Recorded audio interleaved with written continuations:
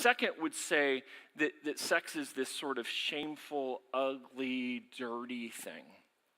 And while our culture, talks about it a lot, I still think this is a really common feeling we have, right? If we look at the Victorian area we came out of, we look at the Puritan area, or just how you're thinking about it right now, where I got up here and I said, we're going to talk about sex, and you're like, I'm in church. And the idea that God has something positive and good to say about sex is completely foreign to you, because it is an over here, man, I hope God doesn't throw too much of a lightning bolt at me for what I've done wrong here. And we're just wrapped up in this sense of shame in our life.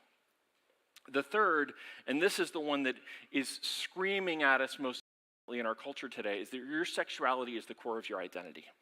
It is your identity. It is who you are. It is,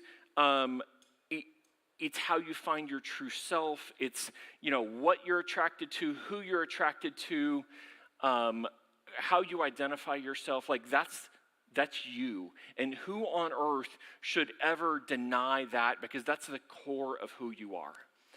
And yet I feel like each one of those has this flaw to it, right? Like if we say it's just an appetite, who are we but an animal, right? Like who are we but just going out and doing the biological thing towards procreation that needs to be done? If we say that it's some sort of shameful thing, then I think God invented it, yet he wants no part of it, right? Like Adam and Eve were intimate before sin came. Like there is an idea that sex can be good and beautiful and holy.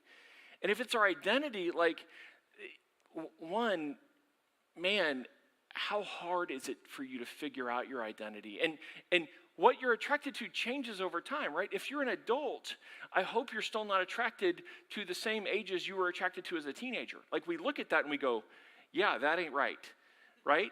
And yet we go in and say, hey, whatever you feel, whatever you crave, whatever you desire, maybe as long as it doesn't hurt someone else, but that's a real loose definition. And that one is an inherently very selfish view, right? It inherently is going out and saying, this is what my body craves, and this is what I need to go find to meet my desires, right?